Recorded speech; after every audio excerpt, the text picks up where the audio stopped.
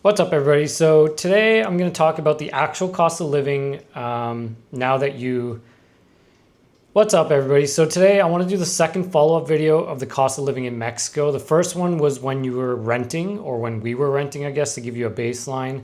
I apologize for the delay here. Life has been quite busy. Contrary to what we moved here for, things have been very, very busy, and time is literally flying, which is... time is literally flying by, which is kind of nuts because even back in Canada, it would never went this fast, but it is going really, really fast these days. But anyway, so I want to do the follow-up to that first video of your cost of living if you're renting in Mexico. I am in Playa del Carmen, which is a tourist town. So I know before you start sending hate messages or whatever, we chose to live in a tourist town because for us it works. It's very modern. It's got all the amenities we could ever want. It's got activities for the kids, and it's a growing city, but it's not too big like Cancun. But it's like the right size for us. It's more familiar to the type of city we used to live in. So we were just outside of Toronto in Guelph. If you know where that is, then you know it's not a huge city. It's a few 100,000 people, but it's similar in size. Now, the follow-up video is, this second video is going to be about the cost of living when you purchase a home. So in theory, it's probably a little less, but there might be certain things that you got to pay for in the future that will actually increase your cost. So let's get started. So we purchased a brand new home. We did not build it. It was probably 90% done. We knew we wanted to be in the community that we're in, but there wasn't very many options left. There were some lots and we didn't really want to build. There was a couple resales, which we didn't really like because the style of the house was not really what we wanted. But we found this house, which was kind of gave us that Mexico vibe and that Tulum kind of architecture that we were looking for. So we bought it. Is it our forever home? Probably not. I would like to build our own home and take my construction knowledge and building experience to that home, just because I know that there's a lot of flaws.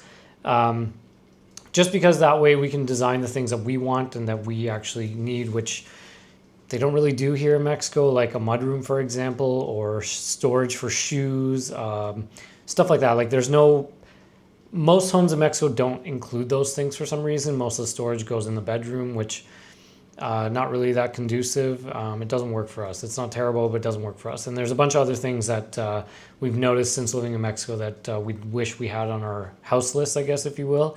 So getting started here. So today's rate, the cost, the current exchange rate when I'm filming this is about $1 will get you 13 pesos and 10 cents. And for the US exchange, $1 will give you about 18.19.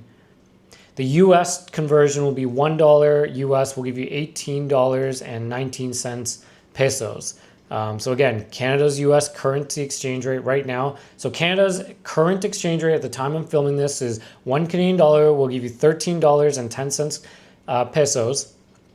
And the US exchange rate is $1 will give you $18.19 pesos.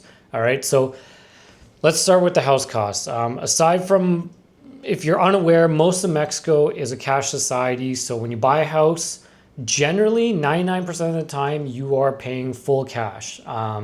You can finance through a local bank if you have permanent residency or maybe sometimes temporary residency. And if you have some credit, they might give you some lending, but the mortgage rates can be like 9, 10, 12, 14. I've seen 17%. So it's not really that great if you want to do that. A lot of people who buy homes in Mexico will oftentimes use HELOC, like home equity line of credit, from back to wherever they're from, like Canada or the US, and they'll use that to purchase a secondary home, or they'll just pay it in cash if they have it, or they'll sell everything like we did and just buy the house in cash.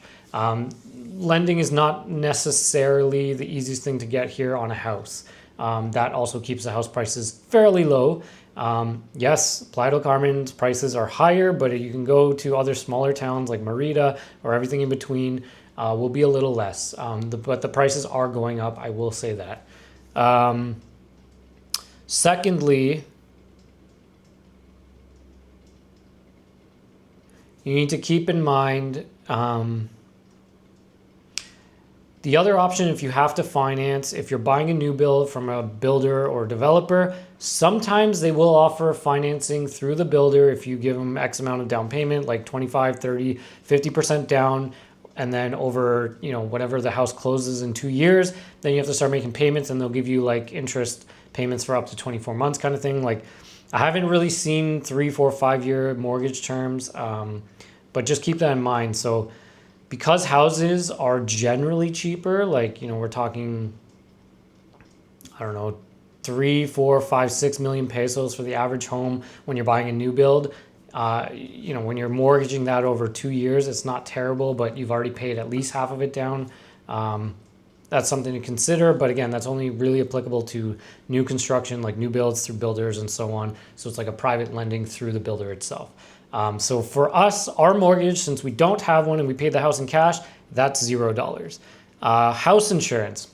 This is subjective. Literally everybody I've talked to that owns a house here or even rents one does not have house insurance. I know it sounds crazy if you're from Canada to the US, but in reality, houses are concrete.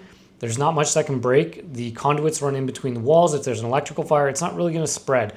The most things that can catch fire is furniture or your kitchen cabinets or whatever, but even then it's kind of contained.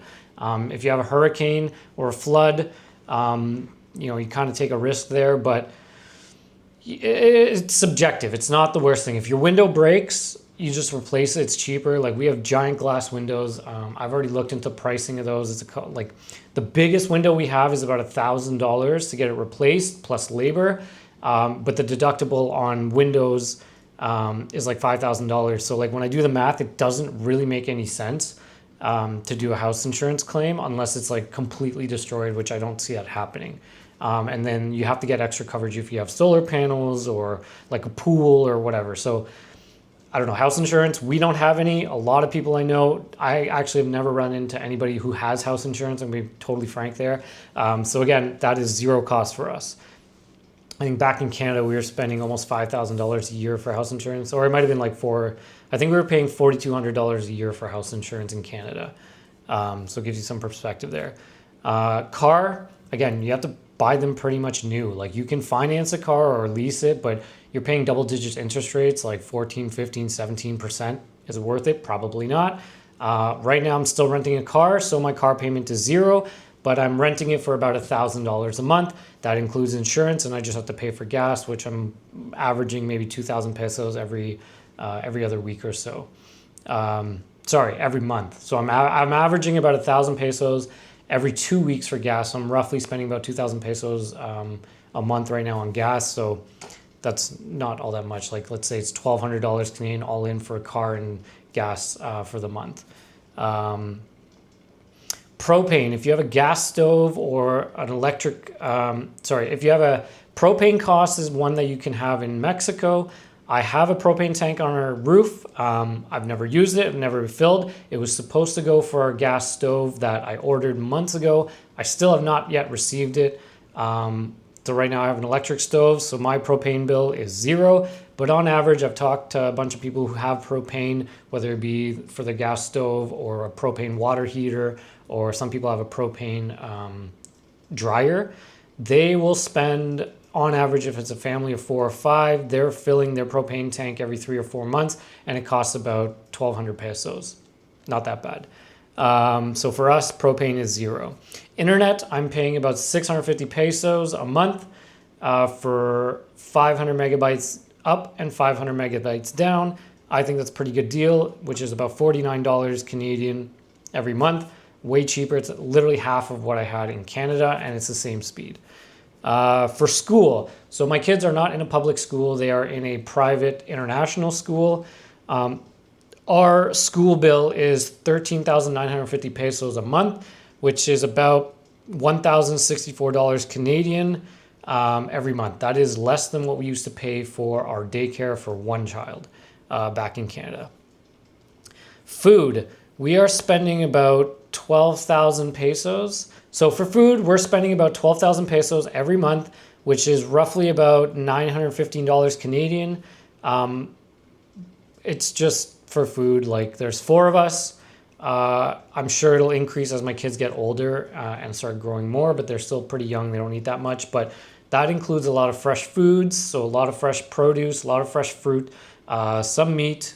Actually, we eat meat every day, so it's quite affordable. We don't really buy junk food. I'm going to be honest, the junk food and snacks here suck. And if you're buying imported stuff like Goldfish crackers, they're about $10 a pack, like a box or whatever, those bags in Canada. So in Canada, they're like $2, $3. Here, they're $10. So we don't buy much processed food. We eat a lot of fruit here.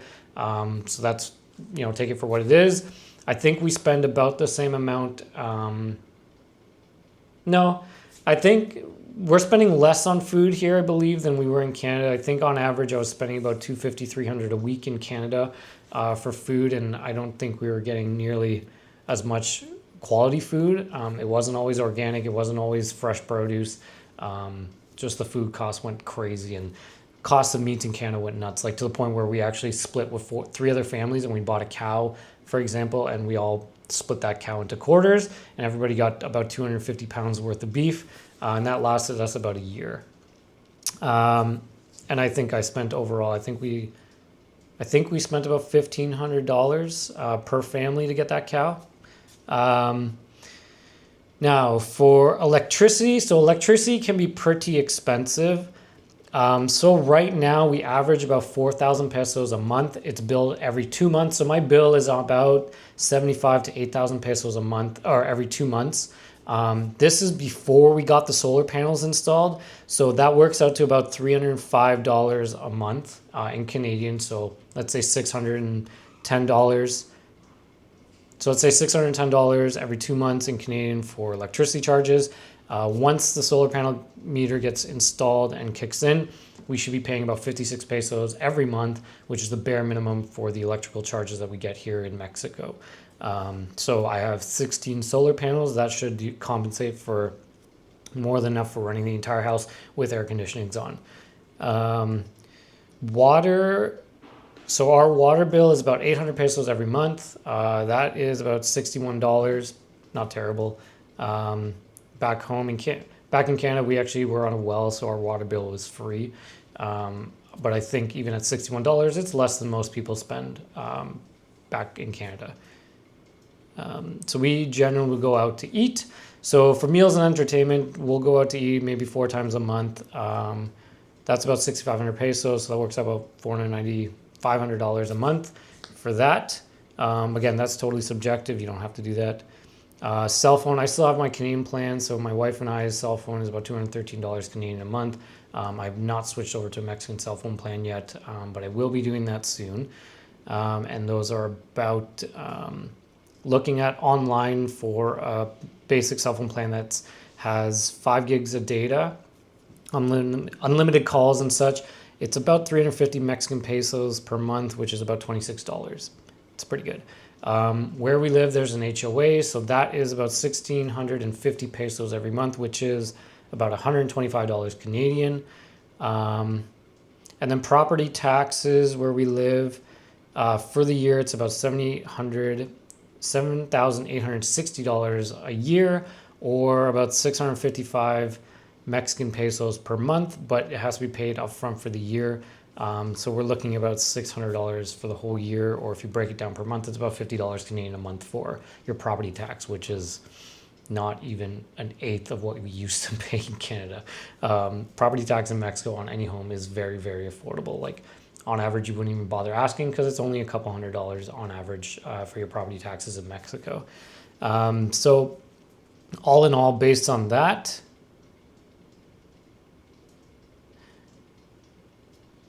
if you were to remove my cell phone plan because I still have a Canadian plan, our monthly expenses right now are this.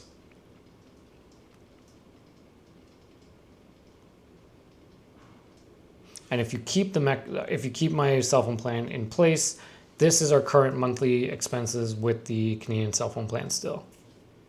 So I hope you guys enjoyed that. Let me know if you have any questions or comments or anything that I may. All right, so if you guys have any questions or comments, let me know below. If I missed anything or if you're curious about what something else costs, just comment below and I'll see if I can answer them. Otherwise, thanks for watching. Otherwise, I hope you guys enjoyed that, and yeah, follow for more. Don't forget to hit that like and subscribe. I really want to hit that 1,000 subscriber mark. I'm almost there. I'm more than halfway there. So thank you everybody who's been following. So I'll catch you on the next one.